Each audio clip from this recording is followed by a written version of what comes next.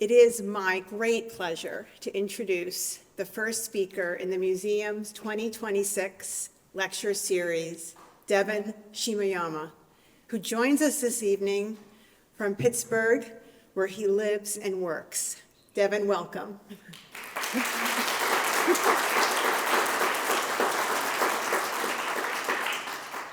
While Devan's work has already made a powerful impact on us here in Corning, this marks his first visit to our community and to the Rockwell, and we are especially delighted to welcome Devan in person during this landmark year as we celebrate the museum's 50th anniversary.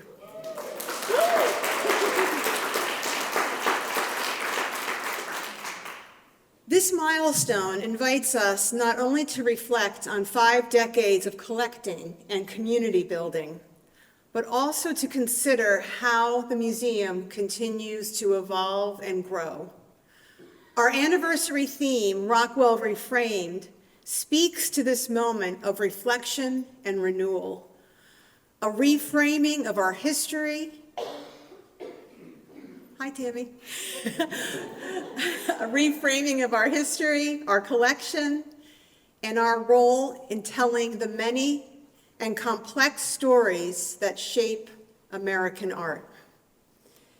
In many ways, Devan's work embodies this spirit of reframing. Through glittering surfaces, mythological references, tarot archetypes, and self-portraiture, he reclaims and reimagines visual traditions that have historically excluded or misrepresented Black and queer identities. He expands the canon while simultaneously challenging it, inviting us to reconsider who is centered, who is seen, and how narrative itself is structured. To begin our anniversary year with an artist whose practice so powerfully reframes visibility, vulnerability, and representation feels not only appropriate, but profoundly aligned with who we are as an institution today. This is the first of 3 lectures that we are hosting this winter and spring. And I hope you'll return exactly a month from today on March 12th. Now that's easy to remember. For our next lecture with artist, educator, and director of the Onosogwadate Cultural Center, Hayden Haynes, whose work is featured in our special exhibition, Native Now, Contemporary Indigenous Art from the Permanent Collection. Generous support for the lecture series has been given in memory of Nat and Wilhelmina Wallen, and we are deeply grateful for this funding that allows us to bring speakers like Devan and Hayden to the museum during such a significant year in the history of this storied institution. Now, for many of us, Devan has become something of a household name here in Corning. Let's face it. When I first got here and I reached out to Devan, I said, you have a huge fan base here. Do you realize that? We've got to bring you to Corning. Devan, you've left a lasting impression on Rockwell audiences, first in 2023 with the powerful exhibition Devan Shimoyama entitled For Tamir. This stunning exhibition opened shortly after the museum acquired Devan's monumental mixed media canvas, La Mat, from his Tarot series, a stunning work that is on view just around the corner in our contemporary art gallery. And indeed, it has quickly become a favorite for our audiences. It is particularly resonant with teen audiences. It is redolent with themes of youth, identity, and journey. And La Mat has also served as the creative catalyst for this year's Alley Art Project mural.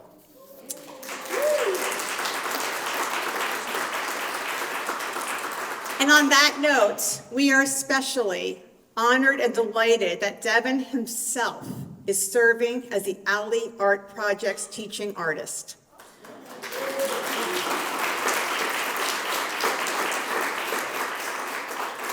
Devan is collaborating with Rockwell educator Amy Ruza, thanks, and students from the Corning Painted Post High School Learning Center and their teachers to design and paint a vibrant mural on the exterior facade of the Southeast Steuben County Library.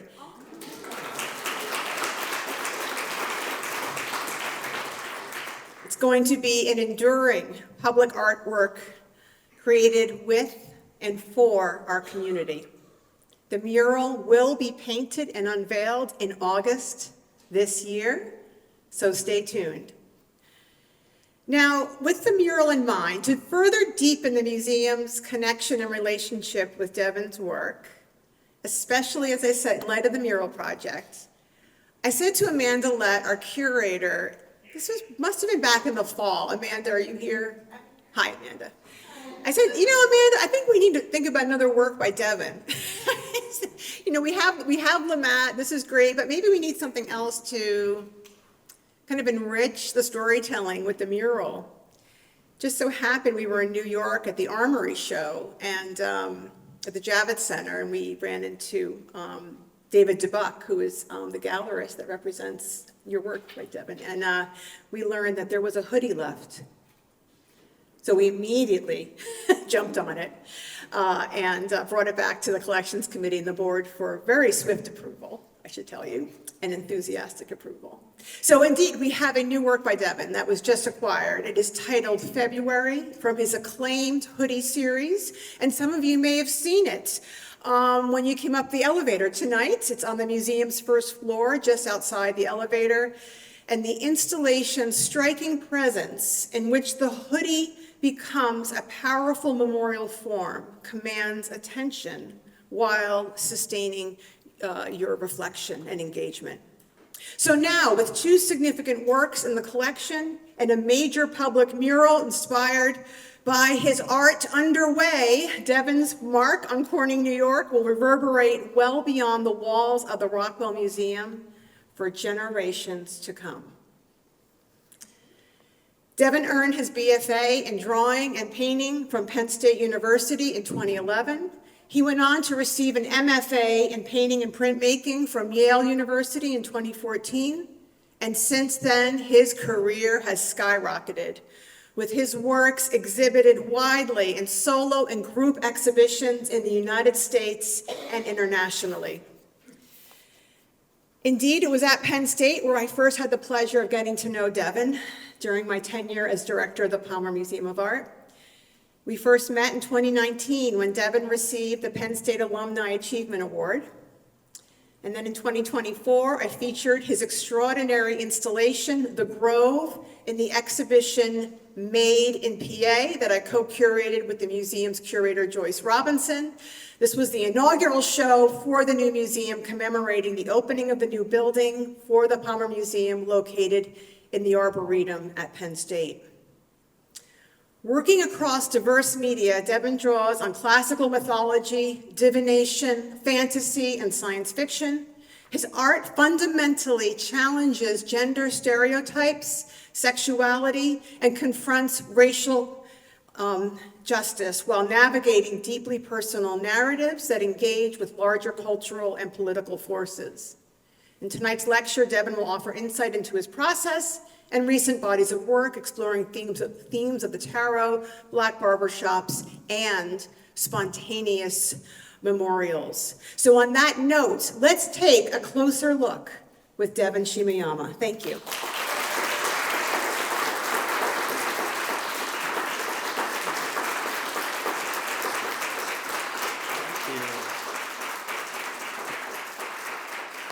Thank you so much for that really lovely and thoughtful kind of intro, but also recap of how we know each other. It was really, really nice to hear. And thank you all for being here. Happy Black History Month.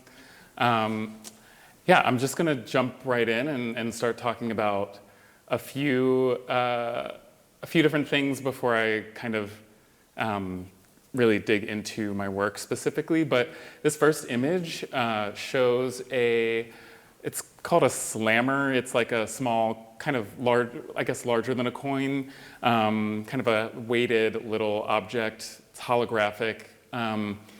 And it's something that my mother actually gave me when I was a kid. I used it for playing this game, a really simple game that I'm sure kids do not play now, called Pogs. But I was always really attached to certain types of objects, anything that I could kind of fit in my pocket. I used to collect a lot of like rocks or weird little things, and I would, I mean, even to this day, I'll still like, go into a winter coat and find some weird something that I picked up, like a shell or something.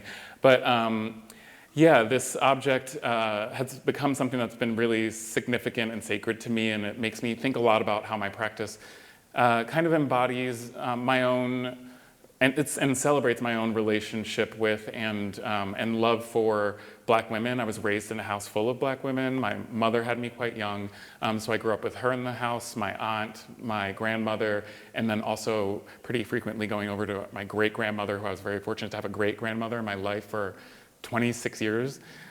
So this is just kind of one little object that I feel like represents a lot of that.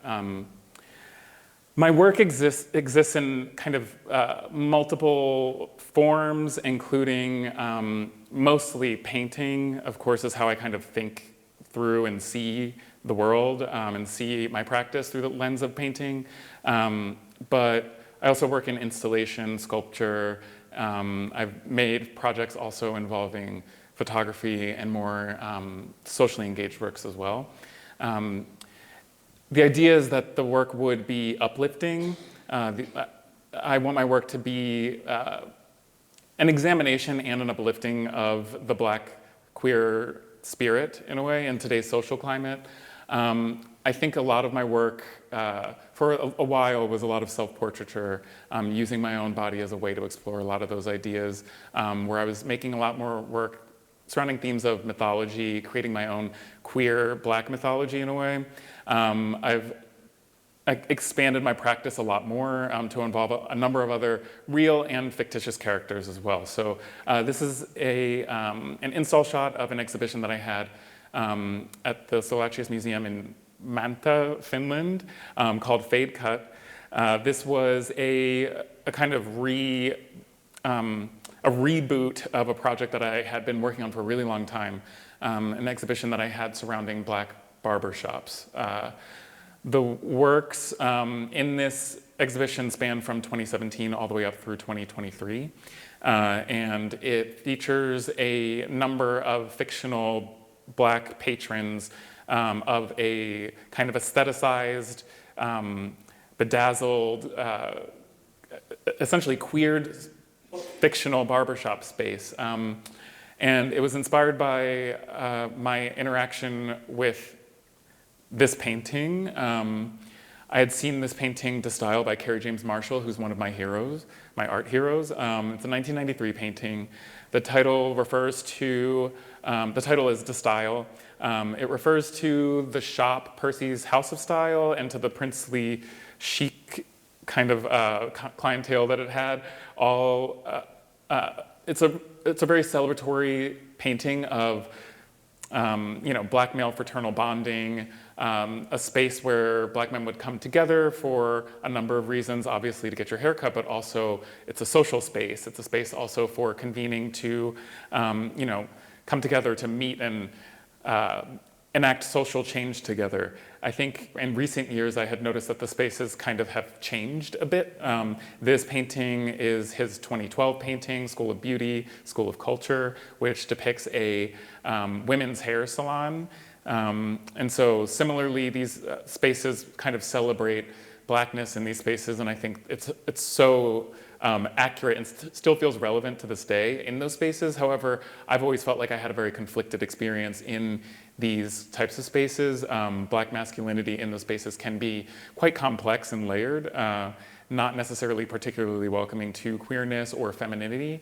And so sitting together and speaking with some friends of mine we had been, who identify similarly as Black and queer, sort of the woes of getting your hair cut and having to kind of re-enter the closet to navigate that space safely. If you are able to even do that, some people aren't, as capable of kind of hiding that in those spaces, and it can be incredibly discomforting.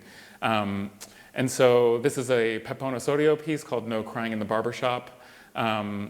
From 1994. It explores Latinx masculinity in this exhibition, and this chair kind of really inspired part of my installation.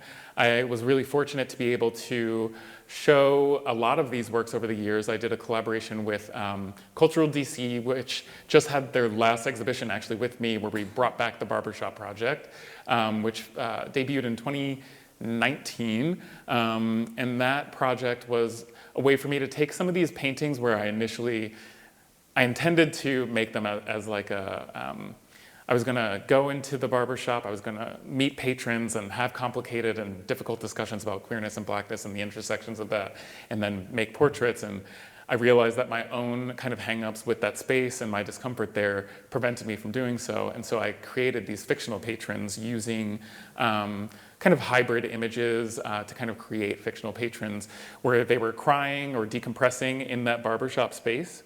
And that project eventually led towards me including kind of obviously or overtly queer individuals. Sometimes it'd be kind of unclear their gender identity, and I thought that was really important to kind of include these individuals as a way to highlight and make visible something that I wished so much to see in the real world. And so eventually, bringing this project to Washington, D.C., we were able to make a fully immersive installation-based version of this project, and brought in queer, trans, and femme-identifying barbers to provide free haircuts to people in a predominantly Black neighborhood in Washington, D.C. called Anacostia. And so we hosted a number of events there throughout the summer, and it lasted for, originally it was supposed to be for, I think, 2 months. It ended up being up for about double that time, which was really great because the community seemed to really appreciate it as, it became kind of a space for bringing people in, which was really wonderful. And we were able to bring this project back again just last year. And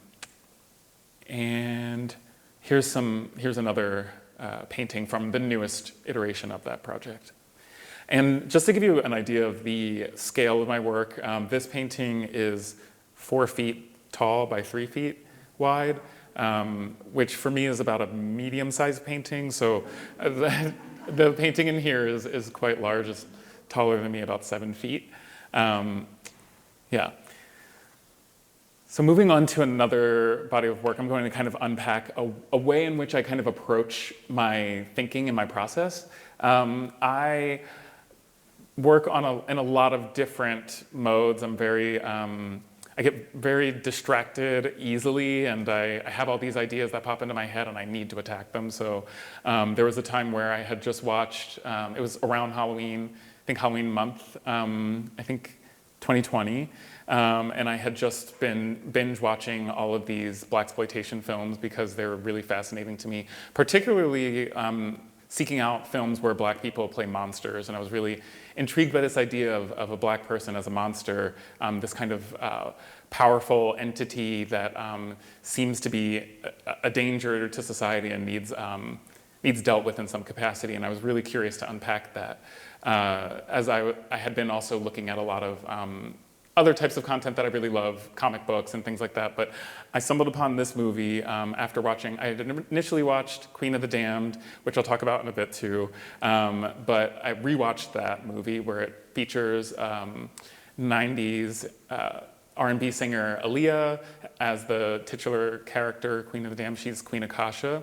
And I thought, who is she a descendant of? And I came across this film, which featured, to my knowledge, the first Black female vampire, Vampira. So Vampira it was retitled Old Dracula for its American theatrical release. Came out after Young Frankenstein, which was pretty popular. This is Teresa Graves. She plays she plays the titular character Vampira. Count Dracula in this movie is an old vampire, and because of his advanced age, he needs to kind of host a lot of tours in his castle. And one time he's hosting like a party with all of these Playboy bunnies. They come over, all of them are white except for Theresa Graves' character. And he uses this as like a scheme to get new victims. And he bit all of them in hopes of being able to revive one of them as his wife, as his bride. And the only one that actually came back to life, all of the others died, was Vampira. And everyone's, in a state of shock that this black woman could be the long-lost love revived of Dracula. And he does whatever he can to try to sort of reverse the effects, and it doesn't work. Her blackness, I think, is too strong.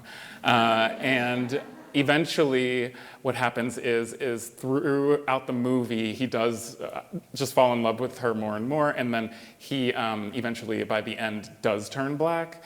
And then they go on a vacation together, I think to Carnival in Rio de Janeiro.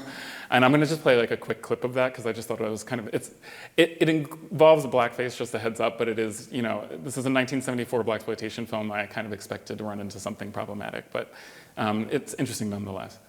But this is the painting that I made of Vampira.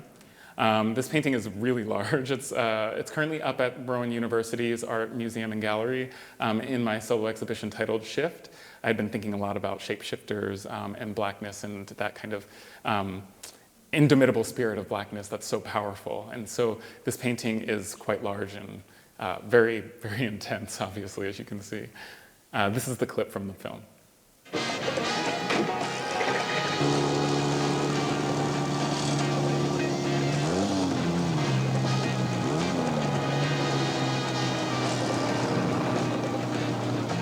They are en route to stop Dracula, not Blackula. That's a different one, different film. Vladimir! But he is black now. Good heavens. Nothing. What's all this? Officer, thank goodness you've arrived. Thank you, officer. Sorry about that, sir. Case of mistaken identity, I'm sure. That man is Count Dracula. Could you spell that, sir? D-R... Don't be so stupid, the man... So anyway, they run off happily ever after, I suppose. I'm really interested in the sort of like some of these types of moments, and we'll talk about also other shapeshifters and interesting characters that change race as well. But this is a promotional image of Queen of the Damned, which is a 2002 horror film, horror fantasy, I guess you could say. Aaliyah stars as Queen Akasha, who is a Vampire Chronicles character by the book from Anne Rice. I think this same character is going to be now, if you're watching Interview with a Vampire, season 3, she will make a feature there. But yes, the premise of this is that after years of slumber, the legendary vampire Lestat has awakened, and he kind of finds his people in these like, this kind of punk goth, kind of tattooed, pierced, underground of the world, and he's a rock star, and his music kind of wakes her up, and she's the mother of all vampires, and she's like, I must have him, he must be mine, and she seeks him out, and she does eventually find him, and kind of reassumes her reign as the mother of vampires. But then eventually, what's really interesting, thinking about this in terms of black monsters, this fear of black femininity and that power, there's also something quite alluring about that. Black femininity being something that's often vilified, yet it's so often also the foundation for which much of popular culture is founded, at least in the West, and also in many other cultures as we become a kind of global culture. And so it's really interesting for me to think about that with regard to even the aesthetics of the film, how her movements, Aaliyah's movements in the film are quite serpentine. She's very snake-like. She kind of slithers, and her body is sinewy in all of her movements. She speaks in this kind of hoarse rasp that you might hear, and it's really intriguing, but at a certain point in the movie, she's betrayed by all of her followers, and they kind of tear at her body and try to tear her down, and it's a really brutal scene. But Quickly, just to talk about some of the materials in the work, you can see this, for one, this painting again is 6 feet by 6 feet. I thought when I was making this, I was like, oh, this will be my Halloween painting. I'll just like work on it for like the week of Halloween, and then I'll be done. And then it, New Year came, and then a little bit after that, and then I was like, okay, this is taking a little bit longer than I thought, but I think it was worth it. It just required me collecting a lot more jewels. I realized that her crown that she wears is so ornate and so special in the film, and so much of that costuming was so incredible that I needed to make sure that if I'm going to kind of zoom this thing up, I need to really dedicate some time into finding the right materials for it. So there's a ton of different types of embellishments on it, including a lot of some costume jewelry, but then also some rhinestones, upholstery, pins. There's also some semi-precious stones as well that are taken from other types of necklaces and earrings and things like that. So yeah, that took a bit of time to kind of just accrue all of those materials. Here's a clip showing that moment that I mentioned. Give me my crown. Spoken like a true king. Go.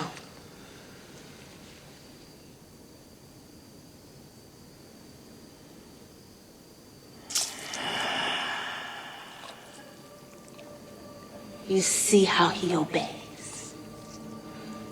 You will, or you will all die.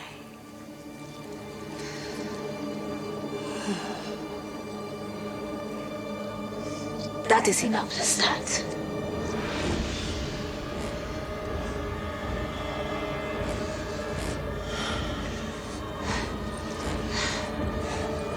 That is enough to start. Stop.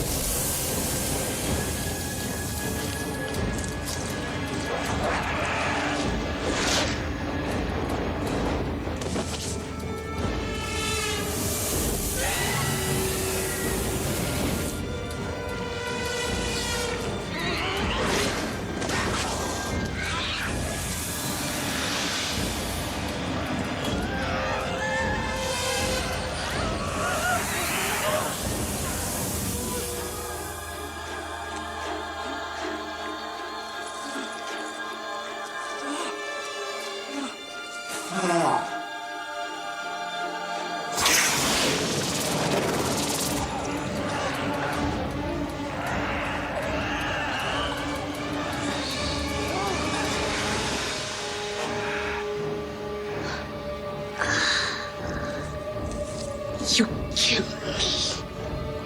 You kill yourselves. I thought that was a really powerful quote at the end of that moment. And so, yeah, it kind of really, this scene really captures a lot of what I've been talking about in my kind of fascination and wanting to celebrate Black femininity. And then thinking back on some of the other work that I had made previously, like I mentioned, I had been thinking a lot about mythology and ways in which I could kind of use pre-existing mythologies as an inspiration for creating my own new ideas surrounding it, or using pre-existing characters and just replacing them with how I might see them, and seeing how that might change some of the narratives or the way in which we think of some of those narratives. And I made these paintings of the 3 Gorgon sisters from Greek mythology. So Medusa is the most known. She does have 2 sisters. Medusa was the only one who wasn't immortal. The other 2 are immortal. I've retitled them a bit. So this is Sedusa.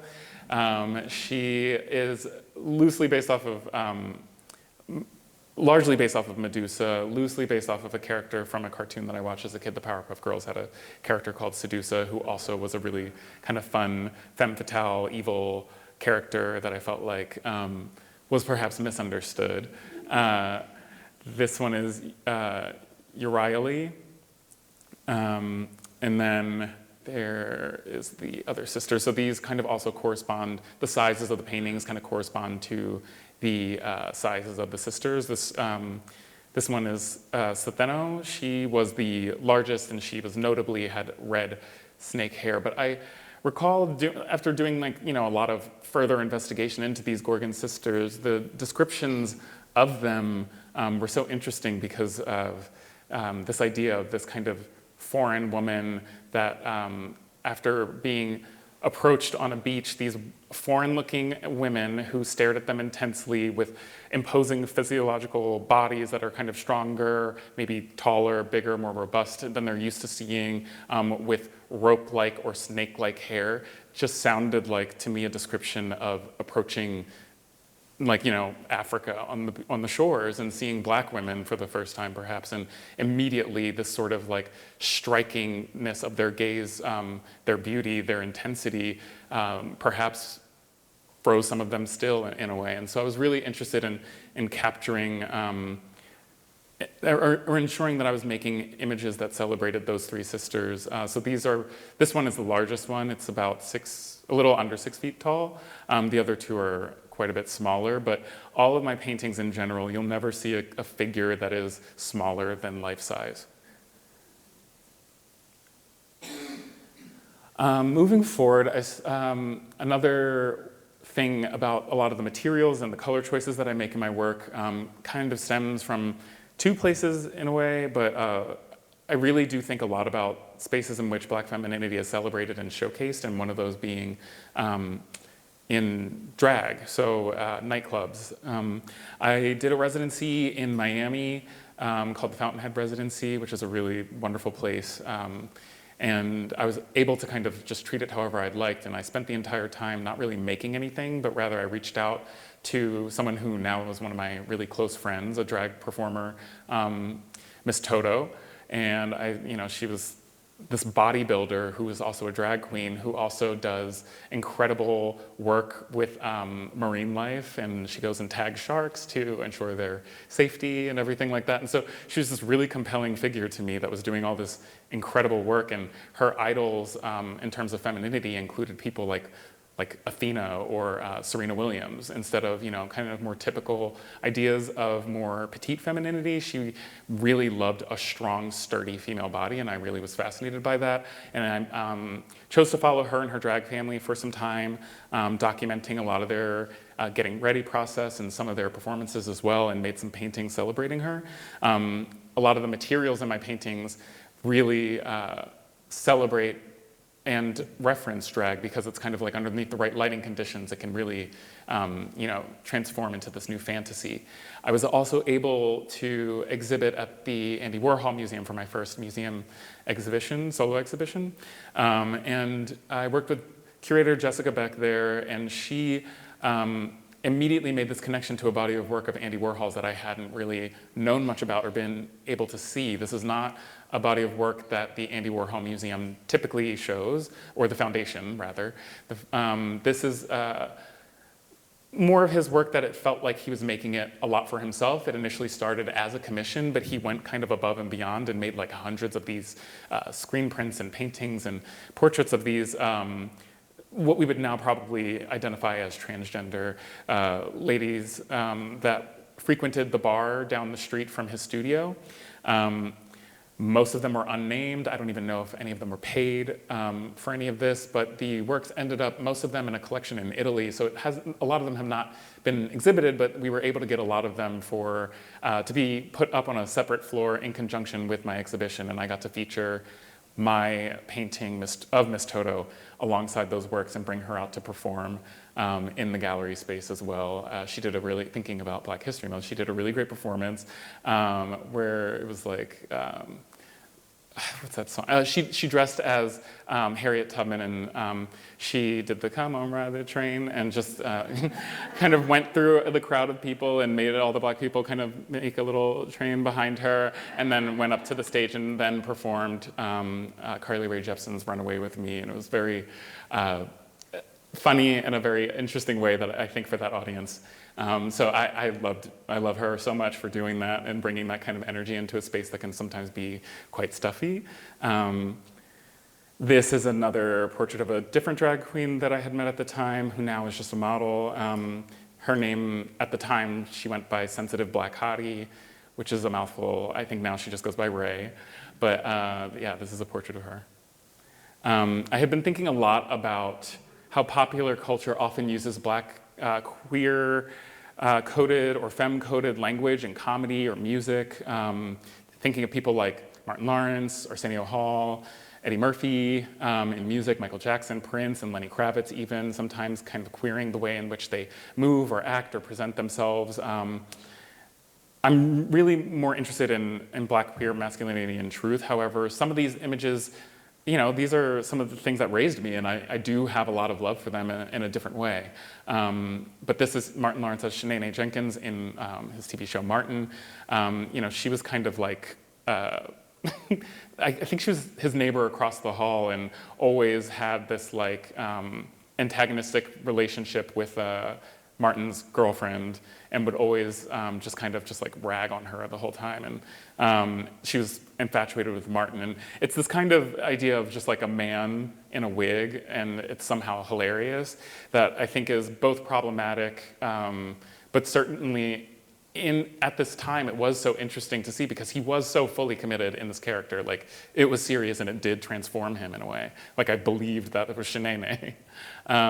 And then looking at other characters that I thought of a lot, and you know, thinking of, I can't believe looking back at some of this, you know, how these characters were portrayed, some of them having better endings than others, but Jamie Foxx as Wanda Jackson in Living Color, she does end up having a good ending to her story. She was considered the ugliest woman in the world. She was called Ugly Wanda in the show, but she becomes the 5th member of the female girl group in Vogue, so she has that.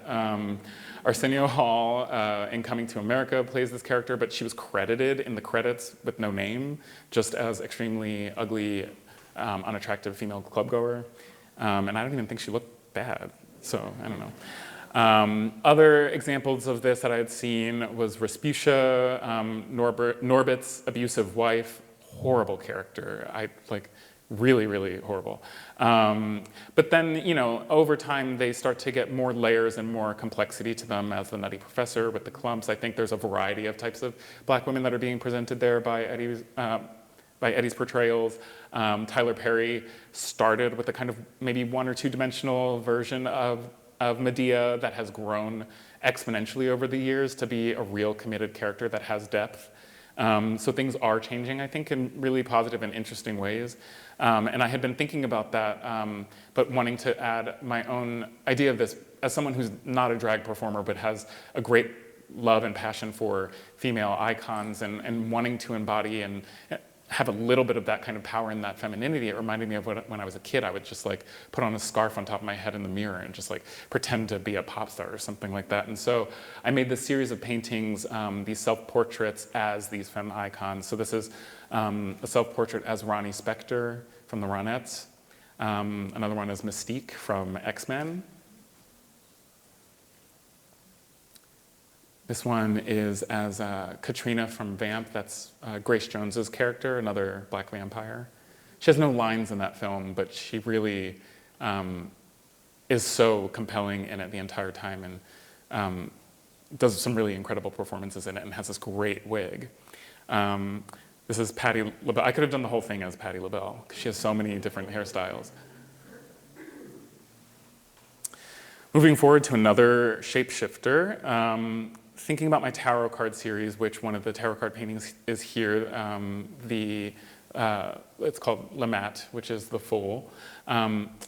I started thinking a lot about alternative practices for trying to think about divination, religion, my own relationship with religion. I grew up in a Baptist Christian household, and so I have a kind of complicated idea of that and how I feel about it. And so really went on this kind of journey with exploring, you know, all of these other ways in which people kind of approach things that I hadn't really thought about. And so I looked into tarot and divination practices. I looked a lot even into like astrology or and the ways in which there are so many symbols and so much imagery embedded actually in tarot, which is associated with the occult. But a lot of that imagery comes from Catholic churches. You can see a lot of imagery. You can see a lot of Egyptian pantheon deities or creatures that kind of pop up. You can see things that relate to chakras within our own bodies. So I was really interested in this kind of like hybridizing and bringing together all of these different ways of thinking. And this is Pamela Coleman Smith. She was an early 20th century artist. She was a writer. She was also a mystic. She's Jamaican, British. She was most known for probably, she had illustrated for a number of Jamaican folklore stories or folktales. She also was, I think, the first female painter to exhibit at Stieglitz's gallery in New York, which was pretty major. And she also illustrated what now is called the Rider-Waite Smith deck. It used to only be credited as Rider-Waite. And Rider and Waite kind of brought her into the occult, and they wanted her to illustrate it. She went above and beyond and actually illustrated something in a way that had never been done before. Tarot is quite old, but typically tarot cards looks closer akin to a normal deck of cards. You know, there's 4 suits. They just kind of show you those suits and the numbers on the cards. And then there's the major arcana, of course. But she went and illustrated every single individual card. She also had a really interesting identity, which kind of changed and shifted as many times as her own religious identification changed. She would kind of, I think when she died, she maybe was Catholic, but she was in the occult, and she was so many other different things throughout her life. Sometimes she was Black, sometimes she was maybe Latina, sometimes she was white. And so she's this really fascinating character because her history is so, it's kind of hard to pin down, but she would kind of be this character that when you would see her, she'd be dressed so differently that you might not even recognize her.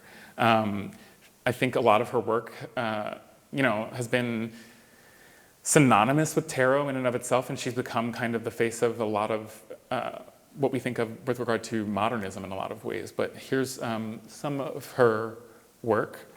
So yeah, she made these works that were pretty, these thin washes of paint with these sinewy, undulating lines. Here's another. She also was notably synesthetic, so having synesthesia, I think she was able to kind of hear or see colors associated with sound. Those sensibilities, I think, really intrigued Stieglitz, which really made him want to kind of bring her in and give her this exhibition. Other artists that had exhibitions there were people like Georgia O'Keeffe. So, for example, this is a pretty clear example of the differences between the Marseille deck, which is much, much older and more of a card game deck. This is the 9 of coins on the left, and then on the right is her version of it, which, as you can see, tells an entire story there. There's a character, there's a lot more going on. You still see that there are 9 pentacles, but there's also this figure that's wearing robes that are decorated with a certain type of flower. That character has a certain type of bird. And so, there's all of these other factors that come in that allow for the reader a lot more of something to read into, to kind of construct new meaning when putting the cards together in different compositions,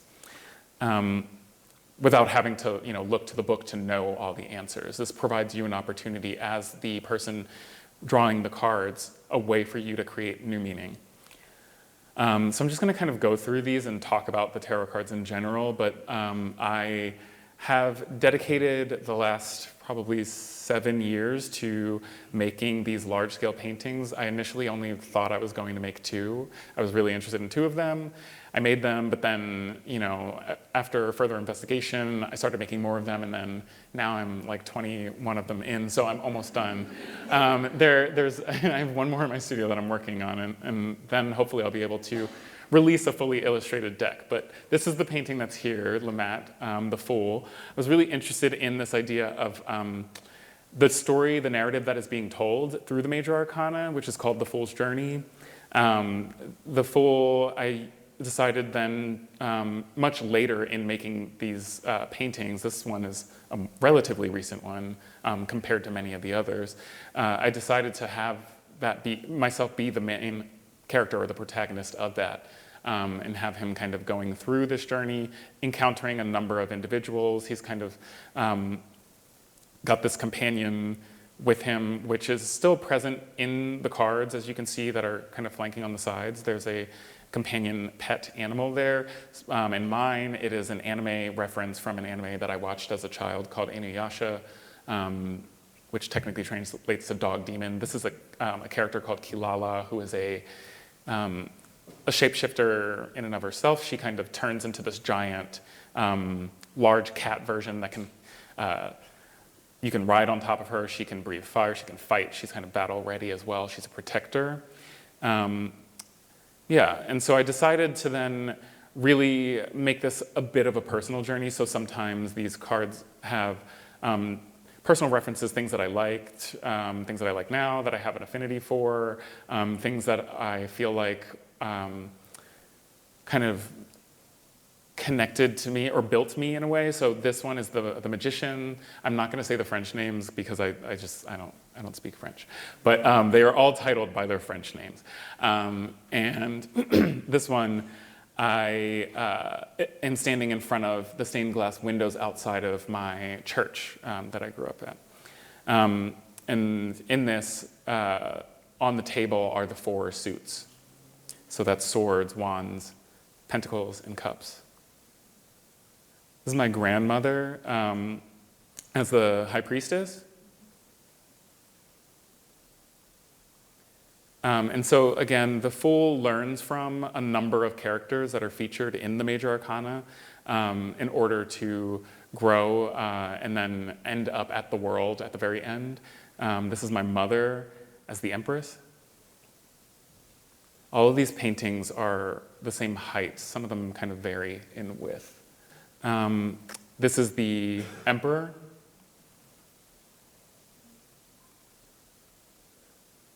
This one is my grandfather as the Hierophant. I decided to also kind of play with this idea of the inversion that happens when you're using tarot cards. Sometimes you'll flip one that's inverse or reverse or upside down. But instead I decided that this one was going to be inverted as it's right side up. I was really interested in how other cards kind of have that present in them as well, mostly the Hanged Man. So really sometimes I'm just making certain moves to see what might be read by other people into it so they can project their own meaning into it. I'm trying to kind of embody that practice that Pamela Coleman Smith had when making hers. That one is the Chariot. That one has some Egyptian pantheon imagery. This one is the Hermit.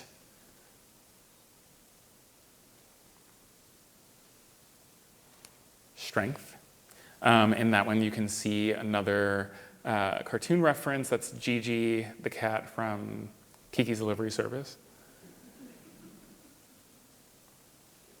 This is the Hanged Man. In this one, as you can see, just to give you even a better sense of scale, those are actual pants that I owned, cargo pants. And that's my wallet with one of my old IDs in there. So that's like, you know, life size. This one's Death. At the bottom there, there's a hand kind of emerging from the ground. That is Rihanna's hand, and I had made that when I thought she wasn't going to make any more music, and I have been right so far. And so some of them have like elements of like some humor in them. Some people don't know that's Rihanna's hand, that's fine too. It's not necessary, but I love when people are able to connect with certain references or bring their own kind of meaning to certain things in them that I might not have noticed. This is Temperance.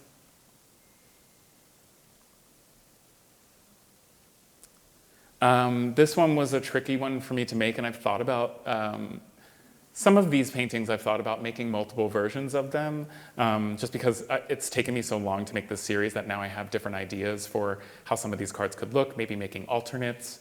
But yeah, this one was interesting to me because of my own hang-ups with representations of the devil and how complicated I thought that might be for me to make. I wasn't interested so much in this kind of demonic, goat-headed creature. And so, I kind of took it as an opportunity to represent myself in this darkness, kind of immersed in perhaps a larger, thinking of that darkness as maybe the devil itself, kind of peering at me, surrounding me, but I have a torch guiding me through it. I have other ideas now for how this painting could look if I wanted to paint a representation of the devil, thinking of it more in terms of the meaning of the card. But it's just interesting how much my own kind of Christian upbringing has me being I'm not putting this kind of cursed imagery out there in the world. So yeah. This one's the tower. I have also made a sculpture version of this, which is a 14-foot tall black tower that's based off of a church that I'd seen had been abandoned for a long time and had suffered a fire. And it has this long, skinny tower at the top of it, and it was blackened, and it had kind of some charred remains kind of dangling from it, but it kind of glinted in the sunlight at sunset really beautifully, and I really wanted to capture that kind of energy. This one's the star. This was one of the first ones that I made. The moon. And those are two dogs that I had, River and Bowie. The sun. And that's me as a baby. And that's a horse. I went horseback riding as a kid, and I had a horse called Radar. That is him. Judgment. And so that would be I think that's the angel Raphael. I'm not totally sure. Red-winged angel, I can't remember off the top of my head. And this is the world. This would be the last card. So I'm still working on getting images of Wheel of Fortune, and then finishing Justice will be the last one. Then I'll be done. But yes, I was really interested in how things like this kind of connect to things like tarot and weave its way through it. The star card had a number of stars in the sky in that painting that were in multiple colors. I'd noticed in the original star tarot card there were a certain number of them. They do correlate to the 7 chakra energy points within the body. I then made this painting of a friend of mine who had taught me that. This is Anthony. This is a painting of an incredible poet friend of mine who just released her second book called Death of the First Idea. Sorry, her name is Ricky Laurentis. It's an incredible book that she wrote during a really tumultuous period in her life during her transition in and out of some really dark times. And she is a Whiting Award recipient, so incredibly accomplished, but also has gone through some incredible hardships. And our friendship really grew during that time of transition in her life. And she had been teaching me a lot about her thinking about different religions, different deities from African cultures, and how she identified so much with Oshun, this African goddess, and her own Aquarian identity and how that relates to that as well. She had gotten some various readings done by different types of mystics, which I had not been familiar with. And so through this process, I just remember thinking I have to paint her during this time before, this change kind of fully shifts over. And so I kind of documented her throughout different periods of this time. And she saw in me a deity that I'm not as familiar with, but called Oshun Mare, who is this rainbow serpent god. And so there she is, kind of embodying this idea of an Aquarius or an Aquarian, thinking of the Aquarius constellation as the water bearer. It's considered the utopian of the zodiac. And she believes in the future of humanity and sees where civilization is going.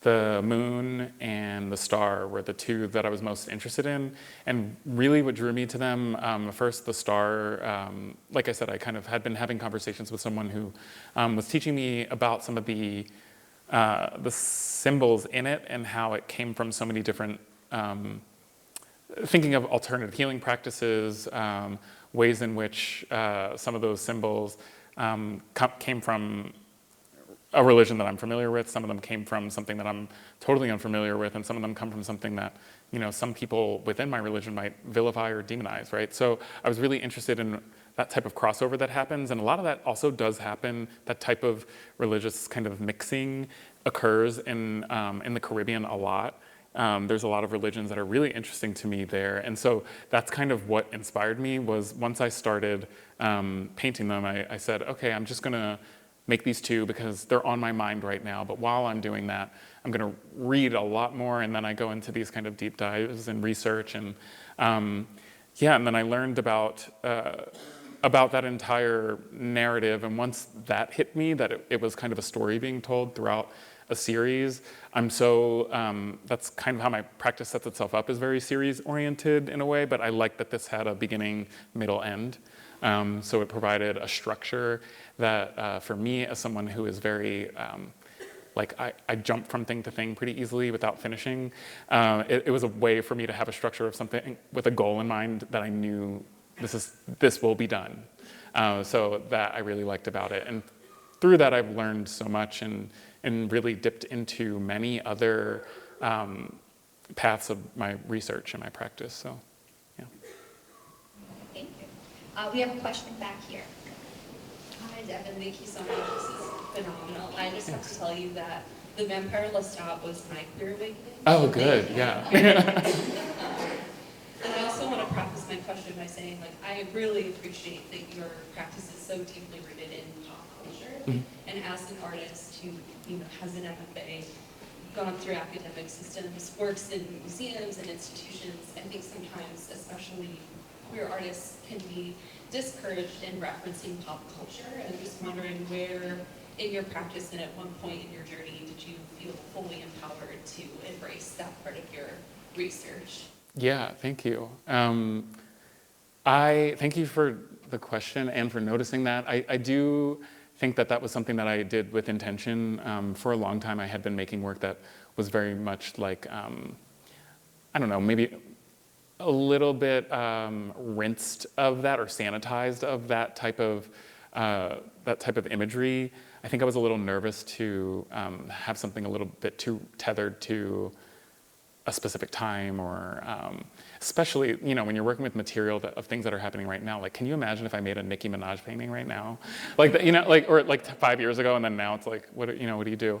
But I think for me it was an intentional thing, because for me it was about giving myself permission to be to make work that I think really celebrates all. I'm a smart person, but I also really love things that I think are maybe some people might consider a guilty pleasure, but I don't feel guilty.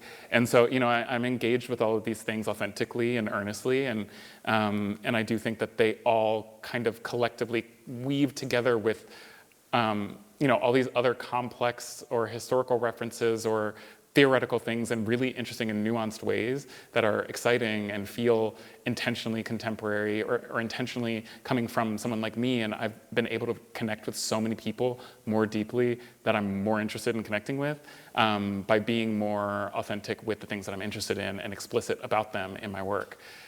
So being able to do that, I took a risk when I first started doing it. I don't remember the exact first time I did it, but one little tiny reference in something and someone will be very much excited about it and let you know that.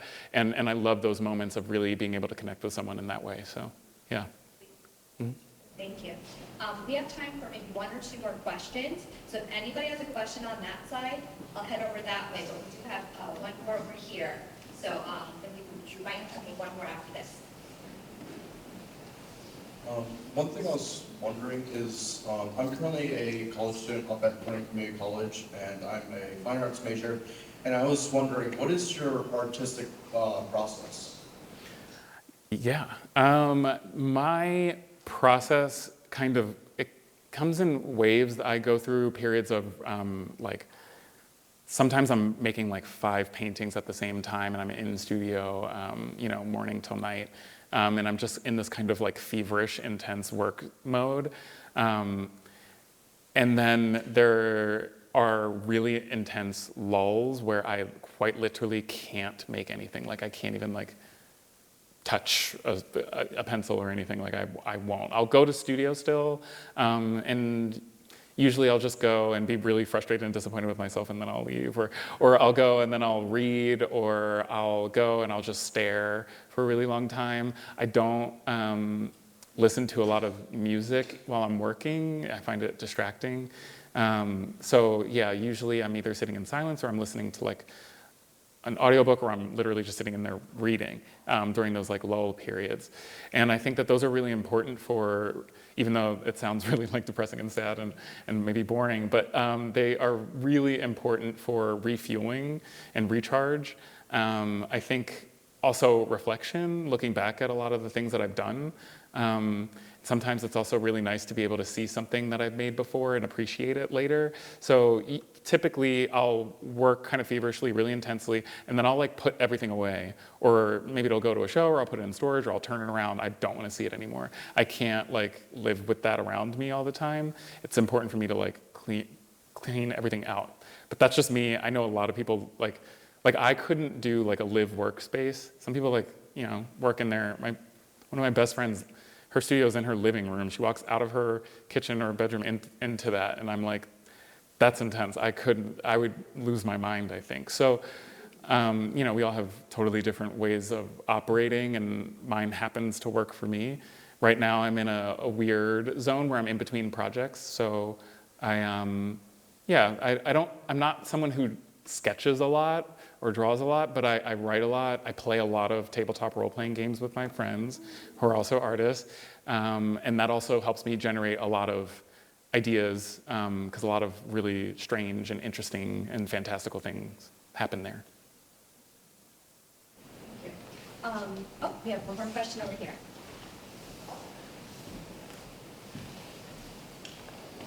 So thank you so much for sharing all the rich backstories for some of the works. And as I was looking through, there are a couple where it looked like this reference, butterflies, where in my brain it was sort of like, that doesn't belong. Everything else is there, and then that. And so I was wondering if there was some backstory for butterflies. Yeah, it's funny. That is like I had made a lot of work with synthetic flowers and then these sort of like fake butterfly materials.